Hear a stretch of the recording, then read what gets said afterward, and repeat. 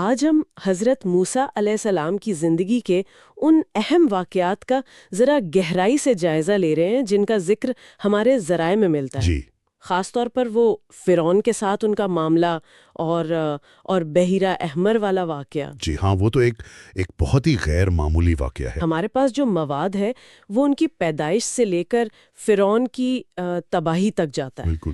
تو مقصد صرف کہانی سنانا نہیں بلکہ یہ سمجھنا ہے کہ ان لمحات کی اہمیت کیا تھی اور ان سے ہمیں کیا سبق ملتا ہے۔ یقیناً، اور یہ دیکھنا بھی کہ کیسے شدید مشکلات میں ایمان اور اللہ پر بھروسہ کام آتا ہے۔ دیکھیں، کہانی شروع ہی فرعون کے ظلم سے ہوتی ہے۔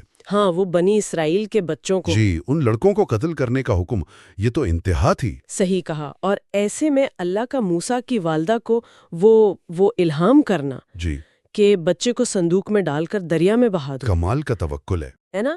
مطلب یہ سوچنا بھی عجیب ہے کہ جس بچے سے ڈر کر وہ قتل کا حکم دے رہا ہے وہی بچہ دریا سے ہوتا ہوا اسی کے محل پہنچ جائے۔ اور وہاں پھر فرعون کی بیوی آسیہ، ہاں ان کا کردار بہت اہم ہے۔ جی، ذرائع بتاتے ہیں کہ ان کا بچے کو اپنانا یہ اللہ کی منصوبہ بندی کا حصہ تھا۔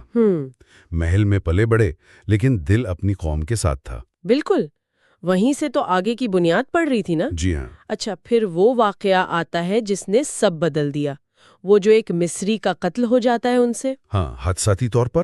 اور پھر انہیں مصر چھوڑ کر مدین جانا پڑتا ہے۔ وہ ہجرت ایک طرح سے فرار بھی تھا اور شاید ایک تربیت کا نیا مرحلہ بھی۔ صحیح، مدین میں پھر حضرت شعیب سے ملاقات، شادی۔ جی، اور وہاں ایک عرصہ گزارنے کے بعد جب وہ واپس آ رہے تھے تب وہ کوہ طور والا واقعہ پیش آیا۔ بالکل، وہ آگ دیکھنا، قریب جانا اور پھر اللہ کا براہ راست کلام کرنا، میں ہی تمہارا رب ہوں۔ سبحان اللہ۔ وہیں نبوت ملی اور حکم ملا کہ فرعون کے پاس جاؤ۔ اتنی بڑی ذمہ داری۔ جی، اور پھر وہ اپنے بھائی ہارون کے ساتھ وہ جاتے ہیں فرعون کے دربار۔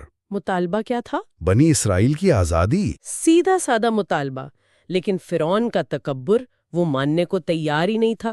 اس نے تو اسے جادو سمجھا۔ ہاں، اور چیلنج کر دیا مقابلے کا۔ مقابلہ بھی کیسا؟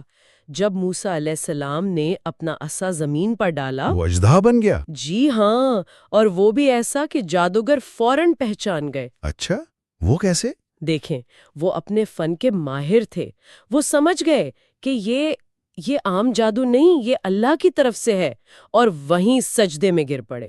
لیکن فرعون، اس پر کیا اثر ہوا؟ فرعون تو اور بھڑک گیا، اس کا غصہ، اس کا تکبر وہ اور بڑھ گیا۔ جادوگروں کے ایمان لانے پر بھی وہ غصے میں آ گیا۔